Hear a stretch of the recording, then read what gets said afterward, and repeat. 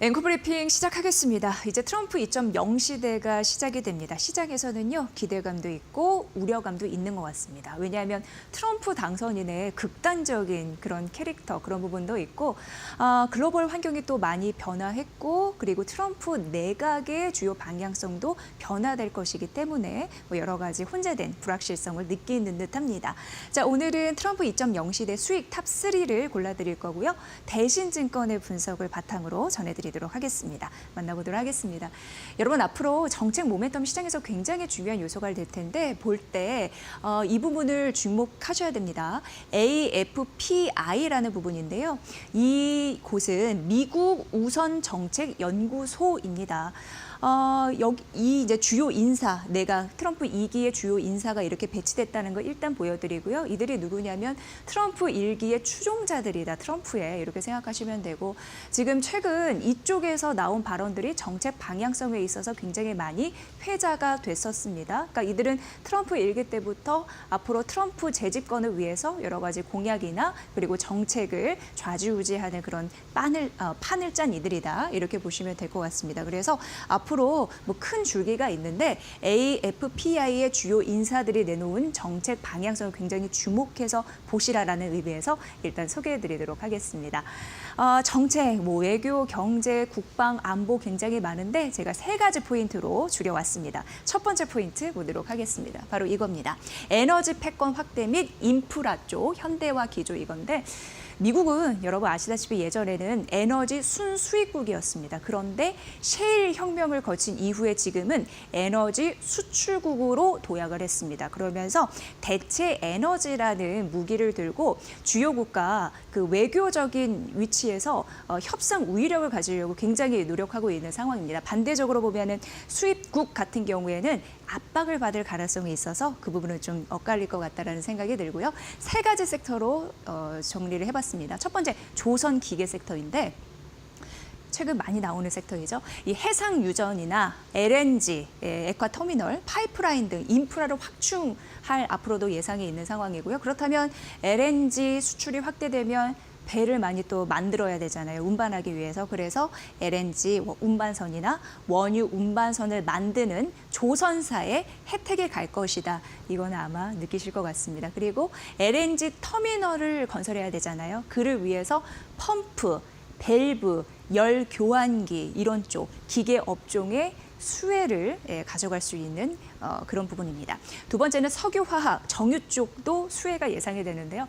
미국 쪽에서 에너지 수출을 강화하게 되면요, 아무래도 유가나 LNG, 원자재 가격은 떨어질 겁니다. 우리로서도 긍정적인 게, 우리는 그동안 러시아, 중국의 의존도가 꽤 컸었는데 미국 쪽에서 아마 LNG, 그 에너지 같은 경우에를 안정적으로 공급해 준다면 우리는 당연히 러시아나 중동에 대한 의존도를 줄일 가능성이 있겠죠. 그렇기 때문에 석유화학 정유 업종 쪽에서는 공급되는 부분이 좀 다변화되기 때문에 원가 절감 효과를 누릴 수 있겠다. 이렇게 시나리오가 만들어집니다. 3번째, 기계 유틸리티 섹터도 보셔야 되는데, 최근에 우리나라와 웨스팅하우스의 지적재산권 그 분쟁이 마무리 국면에 있다라는 좋은 기사가 나오면서 마켓나우 2부에서도 말씀드렸지만 원자력 사업에 물꼬가 튀었다라는 이슈를 전해드렸습니다. 여기에서는 팀 코리아를 필두로 한 원전 관련 업종의 수혜를 받을 가능성이 있고요.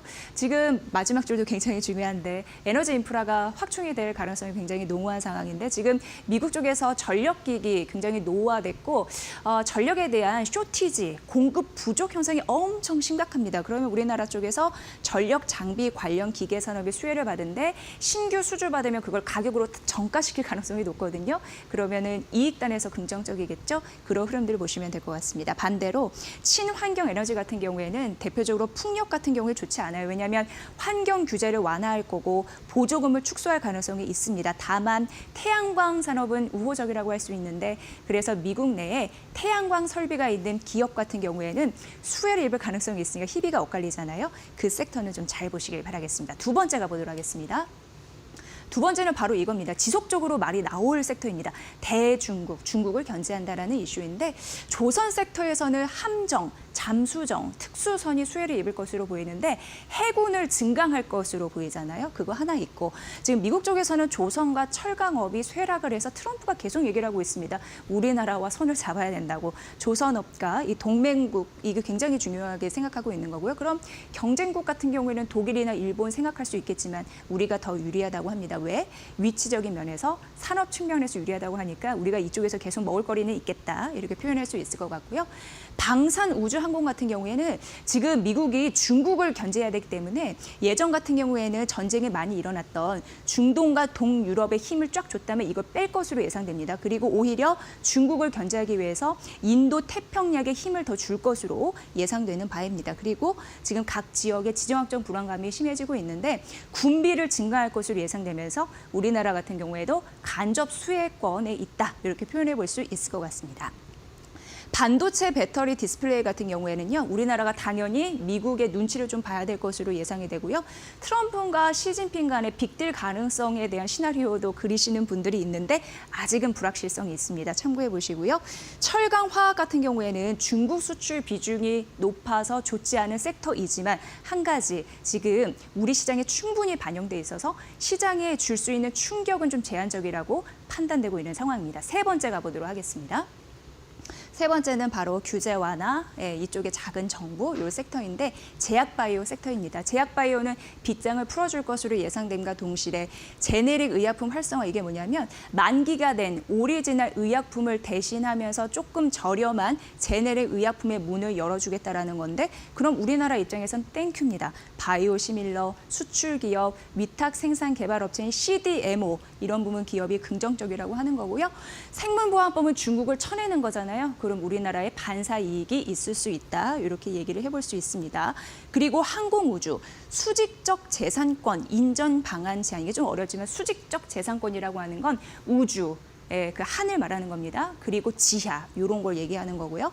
미국은 현재 민간 기업 우주 산업 진출을 확대하고 있는 상황이고 당연히 관련 기자재 납품을 하는 그런 중소형 우리나라 얘기하는 건데요. 산업체의 기회가 있는데 우주이기 때문에 굉장히 차별화된 기술 경쟁력이 필요하다라는 첨언은 있으니까 참고를 해보시면 될 것 같습니다. 자, 그러면 세 가지 포인트 그리고 유망 업종을 살펴드리고 앞으로 트럼프 2.0 시대 우리가 어떤 시나리오를 그려볼 수 있는지 마지막으로 전해드리도록 하겠습니다. 이제 취임 첫날 곧 다가옵니다. 100건 이상의 행정명령을 계획할 것으로 예상이 되고 있는 상황이고요. 내각 구성 완료 이후에 본격적인 정책을 추진하는 데는 3개월에서 4개월이 걸릴 것으로 예상이 됩니다. 다만 이 정책이 가셔야될 것은 올해 하반기 예상하고 있어서 우리나라는 수출로 먹고 사는 기업이 많은데 그래서 이 정책이 본격적으로 가시화되는 데는 조금 시간은 필요하다라는 거 인지하시면 좋을 것 같습니다. 자, 트럼프 1기를 비춰보면 대중국 관세 부과는 18개월이 걸렸다고 합니다. 그런데 지금 IMF나 글로벌 IB나 여타 연구기관에서 지금 미국이 원하는 대로 관세를 때리면은 본인들이 고통을 받을 거 이렇게 예상하고 있습니다. 그래서 미국은 결국 이 관세를 일방적으로 때리기보다는 협상 카드로 활용할 가능성이 있다라는 것에 시장의 우려는 덜 해도 된다라는 얘기를 하고 있습니다. 취임 전에 관세 통상 정책의 불확실성이 고조가 되고 있어서 앞으로는 상반기에 불안 심리가 완화될 것으로 예상이 되고 있는데 그래서 많이 흔들렸던 섹터 같은 경우에는 반등할 가능성이 있고 최근 급등한 섹터는 매물 소화의 과정을 거치겠지만 그럼에도 불구하고 오를 가능성이 있다라는 긍정적인 전망을 제시했으니까 참고해 보시면 될 것 같습니다. 자, 트럼프 2.0 시대 이제 본격적으로 시작이 되는데요. 지혜로운 전략으로 수익을 잘 내는 저점 매수의 전략들 꼭 생각해 보시면 좋을 것 같습니다. 지금까지 앵커 브리핑 시간이었습니다.